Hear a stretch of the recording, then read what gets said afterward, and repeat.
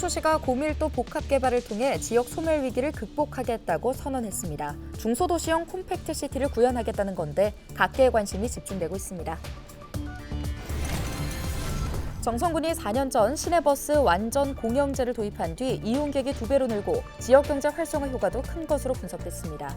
이에 따라 전 국민 무상 버스 시행 방안도 검토하고 있습니다. 세계 태권도 연맹 본부 건립이 춘천시의회에서 제동이 걸리며 파장이 커지고 있습니다. 6동안 춘천시장이 다른 사안에 대해 제2요구권을 행사하며 시의원들이 사과를 촉구하는 등 갈등을 빚고 있습니다. 한국도로공사 강원본부가 고속도로 겨울철 제설 대책에 돌입했습니다. 올해는 폭설 상황과 도로 살얼음 대응을 강화할 예정입니다.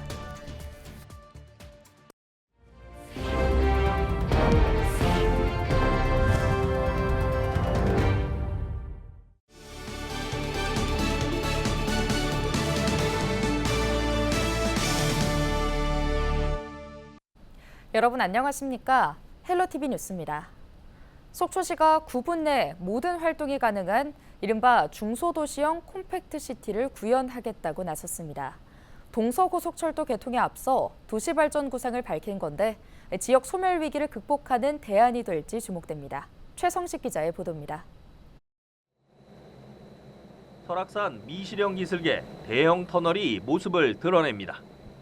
춘천 속초 간 동서고속철도 709 백담 2터널 공사 현장입니다. 인제군 북면 용대리에서 고성군 토성면 원암리를 잇는 철도 터널로 길이가 14km에 달합니다. 제가 나와 있는 곳은 동서고속철도 백담 2터널 2번 경사경입니다. 공사가 시작된 지 2년 정도 지났는데 현재 공정률은 20%를 나타내고 있습니다. 2027년 말 동서고속철도가 개통하면 서울 용산에서 속초까지 단 90분 만에 도착할 수 있게 됩니다. 여기에 강릉에서 속초를 거쳐 고성 제진을 잇는 동해북부선 철도도 2027년 준공을 목표로 공사가 시작됐습니다. 2개 철도가 지나는 속초역이 영동 북부 지역 철도망의 거점으로 도약하게 되는 겁니다. 속초시와 한국토지주택공사, 국가철도공단은 5,100억 원을 들여 속초역 역세권 개발도 추진합니다. 오는 2030년까지 속초역 일대 72만 제곱미터 부지에 복합안승센터와 마이스타운을 갖춘 미니 신도시를 조성한다는 계획입니다. 동서고속철 개통 전과 개통 후에 속초의 62년 역사가 완전히 바뀐다고 저희들은 생각을 합니다. 지금까지의 그 발전된 과정이 일시에 한꺼번에 더 이루어지는 그런 역사적인 사건이 되리라고 저희들이 확신하고 있고요. 속초시는 광역철도망 개통을 기반으로 미래 도시발전 계획을 내놨습니다. 고밀도 복합개발, 이른바 콤팩트시티 구상입니다.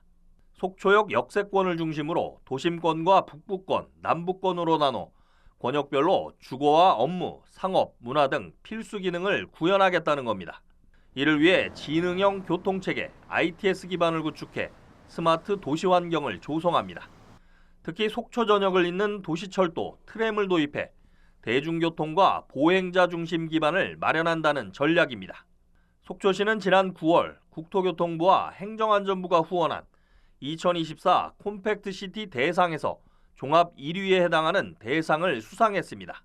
지금까지는 뉴타운이라고 하는 그런 개념이었는데 그 개념보다는 한 단계 상위 개념인 컴팩트시티 속초를 만들므로 해서 앞으로 지속 가능한 미래 속초가 가져갈 수 있는 큰 장점으로 우리 속초시를 좀 만들어 보도록 하겠습니다. 9분 내 모든 활동이 가능한 중소도시형 콤팩트시티 모델을 제시하겠다는 속초시. 속초형 콤팩트시티에 대한 세부 구상을 마치고 내년 1월쯤 시민들에게 도시발전 계획을 발표하기로 했습니다. 헬로티비 뉴스 최성식입니다. 국민의힘 소속 춘천시 의원들이 21일 춘천시청에서 기자회견을 열고 춘천의장의 제2요구권 행사와 관련해 주민자치를 수단으로 사용했다며 시장의 사과를 촉구했습니다. 이들은 춘천시가 지난 19일 시의회 임시회 종료 후 주민자치지원센터 폐지안에 대해 제2요구권을 행사한 것을 두고 만약 WT 본부 건립이 통과되었어도 제2요구권을 발동할 생각이었냐고 반문했는데요. 춘천시는 폐지 조례안의 절차적 정당성이 부족하고 향후 주민자치의 활성화를 위해서도 센터 존속이 필요하다고 제2요구권 행사 배경을 밝혔습니다. 최근 무상교육이나 무상급식을 실시하는 지자체가 많은데요. 정성군이 전학생 대상 무상교육에 이어 모든 국민을 대상으로 무상버스 도입에 나섭니다. 4년 전 전국 최초로 시내버스 완전 공영제를 도입 이후 대중교통 이용객이 늘고 지역 경제도 활성화됐다는 분석인데요. 모든 주민들에게 공평하게 교통복지를 제공할 계획입니다. 이다희 기자입니다. 정선군이 시내버스 완전 공영제를 도입한 건 지난 2020년 7월입니다. 당시 민영 운수업체에 지급하던 운행 손실 보전금은 28억 원에 달합니다.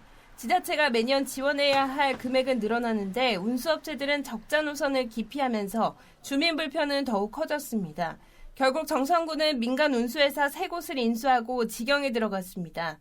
지자체가 직접 운영에 나서면서 달라진 가장 큰 변화는 요금과 노선입니다. 정선군은 65세 이상 노인과 청소년, 장애인과 국가유공자에겐 무료 교통카드를 발급하고 다른 이용자들의 요금은 모두 1,000원으로 통일했습니다. 그 결과 완전 공영제 시행 1년 만에 이용객이 2배 가까이 급증했고 이후에도 연평균 14%가량 버스 이용객이 늘었습니다. 무임 승차를 시켜주고 있고 또 이제 일반인들은 1,000원씩만 내면 되거든요. 그러니까 엄청난 혜택이죠, 뭐 우리들이야. 생활권이 다른 군청 소재지와 폐광 지역에 각각 간선 노선을 늘리고 인구가 적은 5개 면지역에 지선버스도 확대됐습니다. 민간 회사가 기피했던 비수익 노선을 늘리자 2개 간선과 3개 지선은 이용객이 최대 66%까지 증가했습니다. 옛날에는 뭐 아침 차 한 번 타면 뭐 여기 오면 저녁에 들어가는 차 한 번 타고 이런 불편스러웠지. 요즘엔 좋아요. 완전 공영제가 도입되기 전 정선 지역의 운수업체는 모두 3곳. 당시 3곳의 운수업체 운영비는 37억 원 정도로 정선군이 지원하던 손실보전금 28억 원을 더하면 모두 66억 원가량의 비용이 들었습니다. 그러나 시내버스 완전 공영제 시행 4년째인 올해 정선군이 버스 운영과 인건비에 들인 예산은 55억 원에 불과합니다. 공영제 이전에 비해 11억 원 정도의 비용을 아낀 셈인데 그 사이 버스 대수는 59%, 버스 노선은 30% 이상 늘었습니다. 하루 평균 버스 이용객도 2,500명으로 4년 전에 비해 2배 이상 증가했습니다. 대중교통 활성화로 주민들의 외부 활동도 덩달아 증가해 지역 내 소비가 연간 56억 원 가까이 늘었다는 분석도 나왔습니다. 정선군은 친환경 전기버스 도입으로 연간 400톤의 온실가스 배출량이 감소해 지역의 탄소 중립 목표에도 기여한 것으로 보고 있습니다. 정선군은 이 같은 성과를 바탕으로 전 국민 무상버스 도입을 추진할 방침입니다. 현재 유료 이용객이 내는 버스 요금 수익은 3억 원 정도로 이를 징수하기 위한 시설 유지 비용과 각종 행정력이 낭비될 수 있다는 계산입니다. 이제 결산해서 회계 처리를 또 해야 되고 이러한 번거로움 행정력 낭비를 다 계산을 하면은 실제로 3억 이상의 비용이 또 발생할 수도 있고 또 국민들도 차별을 해야 되는 이러한 모순된 부분이 있기 때문에 앞으로는 저희들이 복지부하고 좀 상의를 해서 전 국민 또 아니면은 모든 관광객이 다 무료로 탑승할 수 있도록 하는 제도 개선을 지금 검토를 하고 있습니다. 한편 벽지 노선 확대에 따른 운행시간 증가와 이용 효율이 떨어지는 점은 여전히 풀어야 할 숙제입니다. 정선군은 노선별 이용 패턴을 분석해 배차 시간대를 조정하고 소형 버스를 이용하는 등 지속적인 공영제 개선에 나설 계획입니다. 헬로티비 뉴스 이다혜입니다.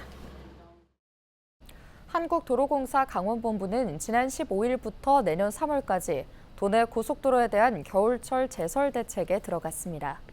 본부는 이를 위해 제설제 5만 5천 톤, 제설 장비 210대, 인력 350명을 사전에 확보했는데요.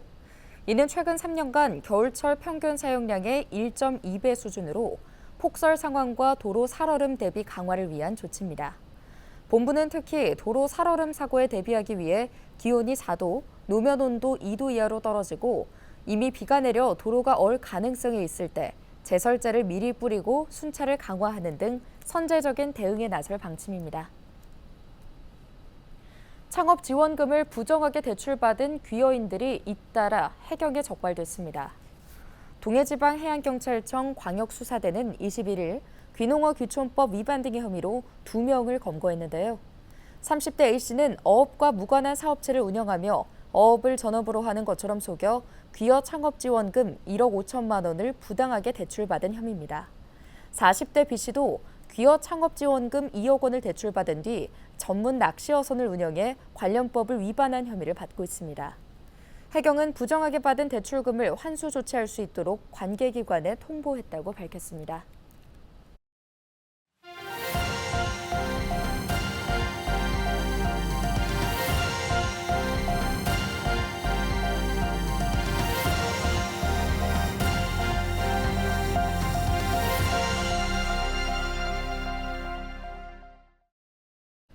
인제군이 6,570억 원 규모의 2025년도 예산안을 편성해 군의회에 제출했습니다.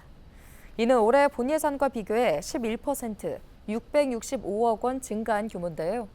주요 사업을 보면 백두대간 자연학교 조성에 23억 원, 소양호 생태체험과 조성에 16억 원 등입니다. 내년 예산안은 군의회 심의를 거쳐 다음 달 최종 확정됩니다.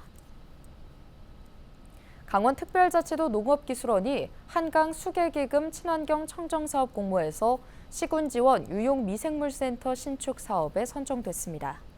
이 사업은 센터 신설을 통해 도내 15개 미생물 배양센터에 배양용 유용미생물 종균을 공급하고 품질 관리와 인력 교육 강화를 목적으로 하는데요. 강원도 농업기술원은 한강 수계기금 23억 원 등 사업비 38억 원을 투입해 센터를 신설할 계획입니다. 강원관광재단과 강원디자인진흥원이 21일 관광과 디자인 분야에서 상호 협력을 위한 업무 협약을 체결했습니다. 두 기관은 이번 협약을 통해 관광산업 활성화를 위한 공동 지원과 인적, 물적 인프라 교류 등 분야에서 협력하는데요. 특히 폐광지역 특화 브랜드 감탄로드와 연계한 관광 상품 개발을 위해 강원형 디자인 발굴을 통한 차별화된 콘텐츠를 개발해 나갈 계획입니다. 강원특별자치도교육청이 21일부터 이틀간 학생 맞춤 통합 지원 체계 구축을 위한 선도학교 시범교육지원청 성과 공유회를 개최합니다. 이번 공유회는 1년간의 사업을 돌아보고 선도학교에서 이뤄진 학생 맞춤 통합 지원의 현장 확산을 목표로 마련되는데요. 도교육청은 21일 학생의 심리적 성장을 위한 교사의 역할에 대한 특강을 진행하고 22일 시범교육지원청 운영 사례 발표를 진행합니다. 동해안 최북단 고성 화진포 해양박물관이 시범 운영을 마치고 21일 정식 개관했습니다. 해양박물관은 페류동과 수족관동을 갖춘 지상 3층 규모로 리모델링을 거쳐 디지털 체험과 영상 콘텐츠, 실물 수족관을 결합한 형태로 거듭났는데요. 화진포 해양박물관은 2004년 강원도 내 첫 해양박물관으로 개관했지만 시설이 노후화돼 고성군이 리모델링 공사를 진행했습니다. 2024 원주 그림책 페스티벌이 20일 개막해 다음 달 1일까지 원주 남산골 문화센터 일대에서 열립니다. 이번 행사는 그림책을 주제로 문화예술의 환경 보존의 가치를 더하는 시민 그림책 전시, 세계 그림책 전시, 기획 전시, 협력 전시 등 다양한 전시 행사를 선보이는데요. 또 첫 주말인 23일과 24일 신명관에서 다채로운 어린이 체험 프로그램이 진행되고 둘째 주말인 30일 가족 체험 프로그램, 어린이 작가 마켓 등도 열릴 예정입니다. 이 밖에 환경음악극 공연과 동네 그림책 책방 등 이색 볼거리도 마련될 예정입니다. 600마지기로 불리는 평창 청옥산 야생화 생태단지가 겨울철 방문객 안전을 위해 폐쇄됩니다. 평창군은 샤스타데이지와 고원 관광지로 인기를 끌고 있는 미탄면 회동리 청옥산 야생화 생태단지 운영을 12월부터 내년 3월까지 중단한다고 밝혔는데요. 평창군은 이 기간 단지 내 관리사무소와 남녀 화장실, 주차장을 폐쇄하며 겨울철 낮은 기온과 잦은 폭설로 조난 사고가 빈번해 청옥산 출입 자제를 요청한다고 밝혔습니다. 뉴스 마칩니다. 고맙습니다.